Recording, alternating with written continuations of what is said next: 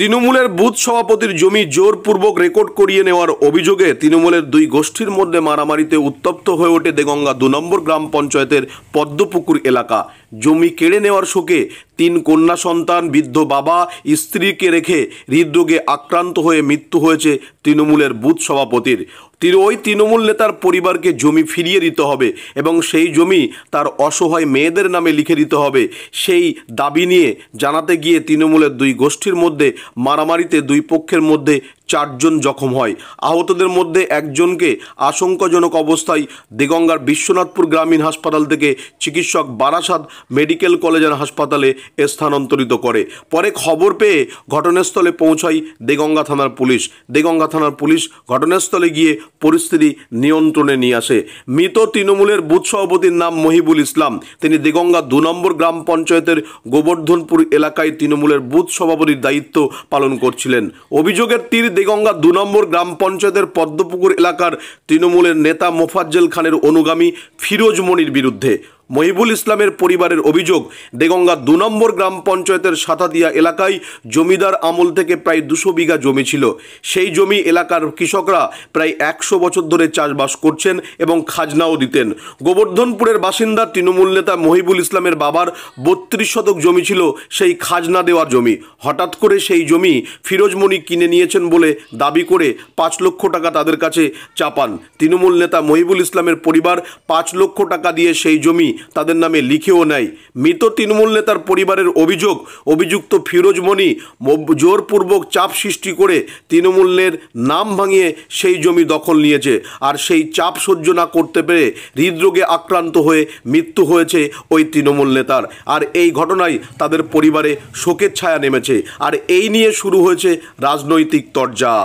এলাকার বহু কৃষক অভিযোগ করেন ৭০ বছর ধরে খাজনা দিয়ে জমি চাষ করছেন। অভিযোগ, ফিরোজ মনি জাল নথিপত্র তৈরি করে সেই সমস্ত কৃষকদের জমি দখল করছেন বা টাকার দাবি করছেন। অবিলম্বে এই দুর্নীতি বন্ধ হোক। তৃণমূল নেতা মহিবুল ইসলামের জমি ফেরত দিতে হবে, এই দাবি নিয়ে গোবর্ধনপুরের গ্রামবাসীরা শনিবার সকালে ফিরোজ মনির কাছে যায়।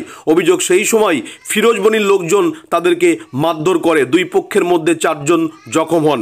তবে এই অভিযোগ উড়িয়ে দিয়েছেন ফিরোজ মনি। তিনি বলেন, টাকার বিনিময়ে কাগজপত্র দেখে জমি কিনেছেন। তারপরে মহিবুল ইসলামের গ্রামের মানুষজন তৃণমূল নেতা মোফাজ্জল খানের বাড়িতে এসে তার উপরে অতর্কিত হামলা চালায়। তারা কোনো জমি বেআইনিভাবে, অবৈধভাবে দখল করেনি। পরপর শোনাবো প্রত্যেকের অভিযোগ। আমার ছেলে মারা গেছে, এর আগে একটা জমি ওদের কাছ থেকে আমরা কিনে নিয়েছি। সে অনেক টাকা দিয়ে, আমার সঙ্গে ২.৫ লাখ টাকা আমার ছেলে ছিল, আরও ওই মোবাইল টেল সব এক জায়গায় থেকে মীমাংসা হয়। ৫ লাখ টাকা দিতে হবে জোর জুলুম করে। এইবারে আর না তো তোর ৩ লাখ টাকা দিচ্ছি, তুই জমিতে উঠে যা। আমি বললাম, আমার বাপ করে গেছে, আমি আর ৪০-৫০ বছর করছি, আমি জমি ছাড়বো না। তা তুই ২.৫ লাখ টাকায় মীমাংসা করলি, আবার এখন বলছিস কেন ৫ লাখ দিতে হবে? বলে পেছনের কথা ছেড়ে দেয়। তাহলে ঠিক আছে, আমি ৫ লাখ টাকাই দেবো। তো সেই জমিটা রেজিস্ট্রি হয়ে গেছে আজ ২ মাস আগে। আর একটা জমি ওই জলকারে ৩৩ শতক, সেই জমিটা ২ লাখ টাকায় রফা হয়। ওরা ২.৫ লাখ টাকা চেয়েছিল, এটা ২ লাখ টাকায় আমার ছেলে রফা করে আসে। আপনি যে জমিতে চাষ করতেন সেটা লিখে নিয়েছিল যখন, আপনি জানতে পারেননি? না, আপনি জানতে পারেননি, তারপরে টাকা চাওয়া হয়। হ্যাঁ, ওরা লিখে নেওয়ার সঙ্গে সঙ্গেই আমাদের কাছে খবর দেয়, আমরা সঙ্গে সঙ্গেই চলে যাই। কত টাকা ডিমান্ড করে আপনাদের কাছে? আমাদের কাছে 5 লাখ টাকা। আপনারা রাজি হয়েছিলেন? হ্যাঁ, 5 লাখ টাকা। ২.৫ লাখ টাকায় প্রথম ডিমান্ড করে। ও বলে 3 লাখ টাকা দাও। আমরা বলেছিলাম ২.৫ লাখ টাকা দেবো। পার্টির একটা নেতা থেকে, বজলু থেকে মীমাংসা হয়। তারপরে বললো যে আমি মাসখানি পরে তোদের লিখে দেবো, আমি শুক্রবারে রেজিস্ট্রি করে দেবো। এইবার বাড়ি এসে ফোন করেছে যে জমি শুক্রবারে রেজিস্ট্রি হবে না, আমরা তোদের ডেকে নেবো, দিন কত পরে দিয়ে দেবো। ওই জমি মাফিয়া ওই ফিরোজ মনি, আর এর ভিতরে জড়িত ১ নম্বর রয়েছে মোফাজ্জল। মূল গল্প হচ্ছে, আমাদের দেগঙ্গা ২ নম্বর অঞ্চলে অনেক জমি আছে, যে জমিগুলো দীর্ঘদিন ধরে আমাদের এলাকার চাষিরা, গরিব দুস্থ চাষিরা চাষ করে খাচ্ছে। এবং তারা সেই মালিকানাদের কাছ থেকে কিছু আংশিক কারুর টাকা দিয়েছে, কারুর দেয়নি। এইভাবে ৭০, ৮০, ১০০ বছর ধরে এরা চাষ করে খাচ্ছে। খাওয়ার পরে আমাদের এই এলাকা 2 নম্বর পঞ্চায়েতের কিছু দেগঙ্গা 2 নম্বর পঞ্চায়েতের কিছু মাফিয়া ডন তৈরি হয়ে গজিয়েছে। এরা পার্টির নাম করে পার্টিকে ভাঙিয়ে এরা কি করছে, মানে অসৎভাবে মানুষের জমিগুলো মানে জবরদখল করছে। তারই এগেনস্টে রিসেন্ট একটা ঘটনা ঘটে গেছে আমাদের এখানে, যে একটা ভালো ছেলে আমাদের গৌতমপুর গ্রামের টিএমসির বুথ কমিটির সভাপতি মহিবুল ইসলাম, তো তার কাছ থেকে কি করলো, এরা বললো যে এসে যে তোদের জমি আমরা কিনে নিয়েছি। তো কিনে নেওয়ার পর এরা বলে কী করে কিনলি, না আমরা ওই যে মালিকানা আমাদের লিখে দিয়েছে, তো অতএব তোরা চাষ করে খাচ্ছিস, তোরা দুটো শর্ত চাপিয়েছে, হয় তোরা জমিটা কিনেলে আর নয়তো জমিতে উঠে যা, আমরা এই 3 লাখ টাকা দিচ্ছি। তো এরা বললো না আমরা 3 লাখ টাকা নেবো না, আমাদের জমিটা দাও। যাই হোক, একটা জমি দাম দর করে এরা নিয়ে নিয়েছে, আর একটা জমি বাকি ছিল জলকারের জমি। সেই জলকারের জমিটা এরা কী করেছে যে ওরা 2.5 লাখ টাকা দেবে, কথাবার্তা ফাইনাল হয়ে গেছে, হঠাৎ করে মানা করছে যে না 2.5 লাখ টাকা হবে না, 5 লাখ দিতে হবে। এমন করে কিছু টাকা এরা বায়নাও দিয়েছে ছেলেটা, মই বলেছিলাম। তো দেওয়ার পরে ছেলেরা যখন শুনলো যে এর হাত থেকে একটু জমি টাকা বা অন্য জায়গায় বিক্রি করে দিয়েছে, তখন ওই তারই সৌগাত মারা গেছে, তারই সুবিচার নিয়ে আমরা দেগঙ্গা 2 নম্বর পঞ্চায়েতের উনি এম খান নামে পরিচিত, যার নাম মোফাজ্জেল খান, তার কাছে গিয়েছিলাম। তিনি আমাদের পুরো মানে থানা বা এটা ট্যাকেল করে কম বেশি। তো আমরা গিয়েছিলাম যে এর সুবিচার চাই, কেন তার 3টে ছোটো ছোটো মাসুম বাচ্চা আছে, তার বাপ মা অসুস্থ অসহায়, তারই বিচার চাইতে গিয়েছিলাম। তা বিচার চাইতে যাওয়ার পরে অতর্কিতভাবে ওরা এসে আমাদের উপরে হামলা করে। ওই মাফিয়া ডন ফিরোজমণির গ্রুপ, মাফিয়া ডন ফিরোজমণির গ্রুপ এসে আমাদের উপরে হামলা করে। তাতে 3-4 জনা ইনজুরি হয়েছে।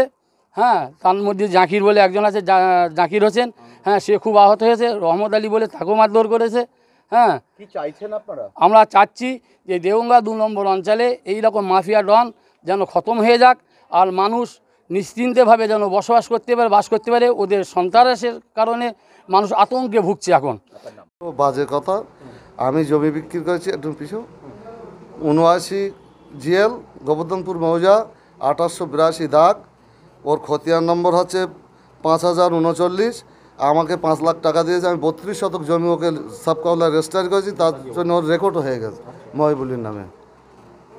আপনার সঙ্গে আলোচনা করতেছিল, আমি একাই ছিলাম, কোনো লোক ছিল না। ওরা এসে আমাকে মুস্তানি করে ধরে নিয়ে গ্রামে নিয়ে যাবে, জমিটা চেয়ে না, জমিতে চ, তোকে ওখানে মাটি দেবো, অমুক করবো, এইভাবে ঘর থেকে বার করে খান সাহেবের বাড়ির থেকে আবার টেনে হিসেবে বার করে নিয়ে মারতি বার করে নিয়ে চলে যাচ্ছিল, যে টাকা রিটার্ন দিতে হবে। ওরা বলছে ওখানকার জমিগুলো নাকি এভাবে ভুলভাবে রেকর্ড করে নেওয়া হচ্ছে। সঠিক জমি, তার কাগজ দেখলে যেটা হবে সেটাই, যদি ভুল হয় আমি টাকা রিটার্ন দেবো।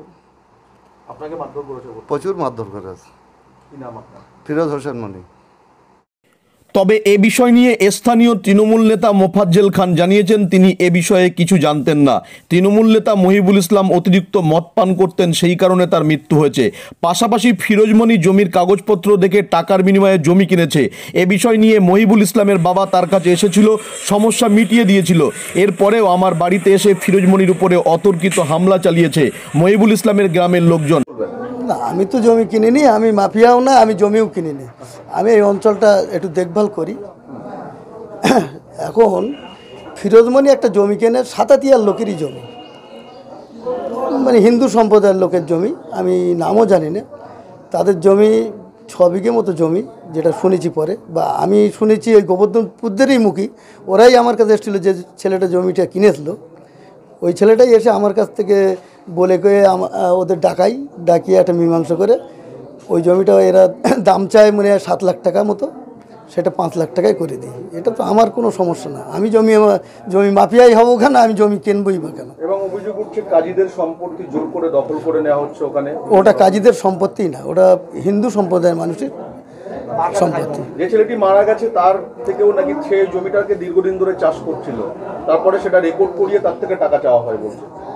ওই ছেলেটাই চাষ করতো, এটাও রাইট, দীর্ঘদিনই চাষ করে, সে 10-20 বছর চাষ করে, কিন্তু যাদের জমি তাদেরকে কোনো খাজনা টাজনা দিত না বলে তারা এর কাছে বিক্রি করে, যেটা আমি শুনেছি। বিক্রি করলে এ আবার ওই সেই জমিটার ন্যায্য মূল্য আছে দেখা যাচ্ছে মিনিমাম 10 লাখ। আমার কাছে ওরা আসে, ওই যে জমিটা যে মারা গেছে ওই ছেলেটা, ওর বাবা আমার কাছে আসে প্রথম, আমিও জানতাম না জমি ও কিনে রেখেছে। এখন ও আসলে আমি আবার একটা মীমাংসা করে দেই, সেই জমিটা ওরা 5 লাখ টাকায় আমি করে দিই।